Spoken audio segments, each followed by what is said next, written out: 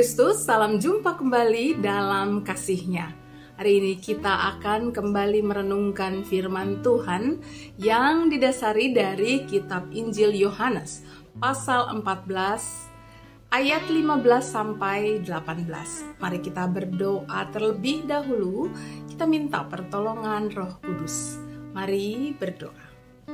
Ya Allah Bapa, sungguh kasih karunia-Mu tak habis-habisnya bagi kami. Engkau selalu membimbing, memelihara, meluruskan jalan kami. Kami berdoa Bapa, mohon kiranya dengan firman yang akan kami baca dan renungkan, kami semakin dimantapkan untuk percaya dan bersandar penuh pada jalan yang akan kami lalui agar sesuai dengan kehendak-Mu. Di dalam nama Tuhan Yesus Kristus kami memohon. Amin. Inilah Yohanes pasal 14 ayat 15 sampai 18. Jikalau kamu mengasihi aku, kamu akan menuruti segala perintahku. Aku akan minta kepada Bapa, dan Ia akan memberikan kepadamu seorang penolong yang lain, supaya Ia menyertai kamu selama-lamanya, yaitu Roh kebenaran. Dunia tidak dapat menerima Dia sebab dunia tidak melihat Dia dan tidak mengenal Dia. Tetapi kamu mengenal Dia sebab Ia menyertai kamu dan akan diam di dalam kamu. Aku tidak akan meninggalkan kamu sebagai yatim piatu. Aku datang kembali kepadamu. Demikianlah firman Tuhan. Berbahagialah tiap orang yang suka mendengar firman Tuhan dan yang memelihara dalam hidupnya sehari-hari. Sahabat Kristus, dalam kehidupan ini kita bisa berhadapan dengan situasi yang sulit, yang tidak menyenangkan dan membuat kita ragu. Padahal kita merasa dan meyakini telah melakukan apa yang sebaiknya dan sebenarnya. Saya membayangkan bahwa pada saat seperti itu, kita bisa merasa sedih, sendirian, dan tak tahu apa yang harus kita lakukan. Dan kondisi itu pasti bukanlah saat yang menyenangkan. Nah, sahabat, dalam bacaan kita di atas, Tuhan sangat memahami situasi perasaan dan pikiran para murid Tuhan Yesus yang baru saja mereka jumpai sebagai sosok manusia yang menang atas kematian.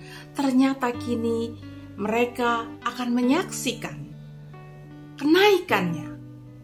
Sahabat Kristus, saya membayangkan bahwa pada saat peristiwa kenaikan itu terjadi dan para murid memandanginya, selain takjub yang dirasakan oleh para murid, mungkin terbersit juga melongo dalam diri mereka.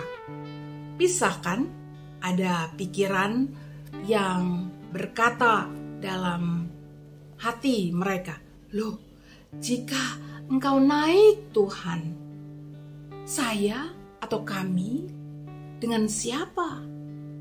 Atau, aduh Tuhan, hidup kami selanjutnya bagaimana?"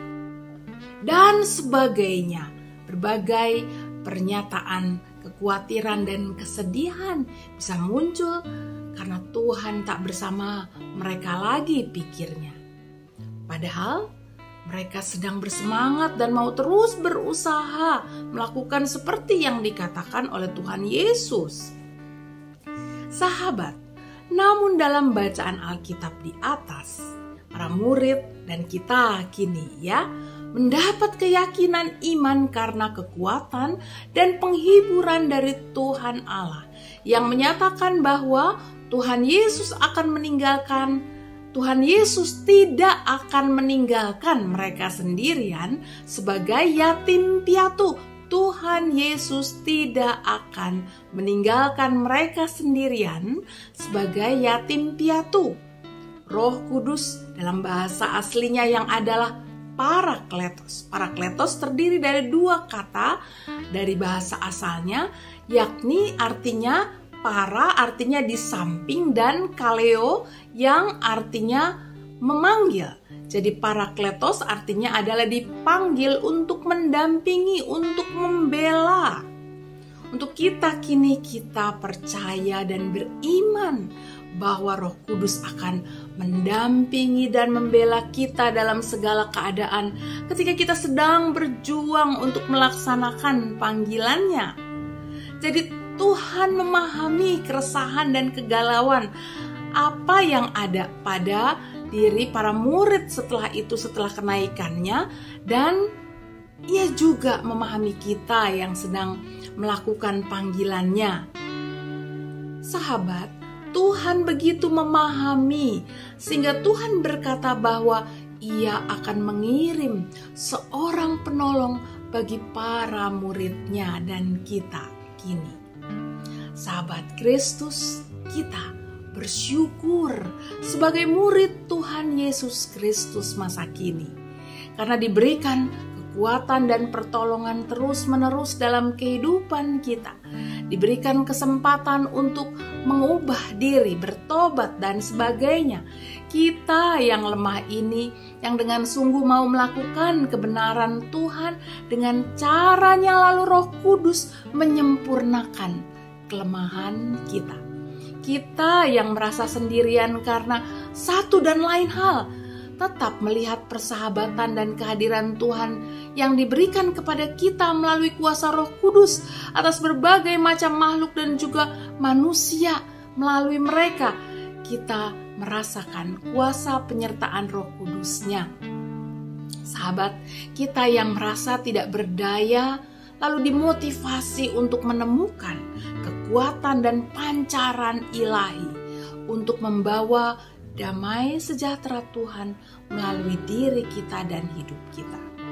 Sahabat Kristus, dengan penyertaan Roh Kudus, sahabat, kita percaya, kita bersyukur karena setiap hari, bahkan setiap waktu diberikan penolong dan penghibur yang menopang dan menyempurnakan, juga menuntun langkah kita. Kiranya rasa syukur ini kita nyatakan juga dengan selalu mempertanyakan pada diri kita, apa Tuhan yang bisa saya lakukan untuk menjadi alat di tangan Tuhan, yang Roh Kudus dapat berkarya dalam diri saya. Karena kita sungguh bersyukur atas pertolongan Roh Kudus pada kita, maka kita tentu juga mau dipakai sebagai penolong bagi mereka yang lelah, lemah, dan tak berdaya. Kita juga mau menjadi tempat agar Roh Kudus, menjadi alat agar Roh Kudus mau berkarya melalui hidup dan kerja kita. Marilah sahabat dengan iman dan berkata dalam hati kita dengan doa permohonan kepada Allah, ya Allah yang bekerja dalam Roh Kudus-Mu, kami bersyukur atas segala karya-Mu dalam hidupku. Dan kini kami juga mau membuka diri, membuka hati kami untuk mempersilahkan Roh Kudus-Mu bekerja melalui hidup kami. Tuhan menolong sahabat semua. Amin.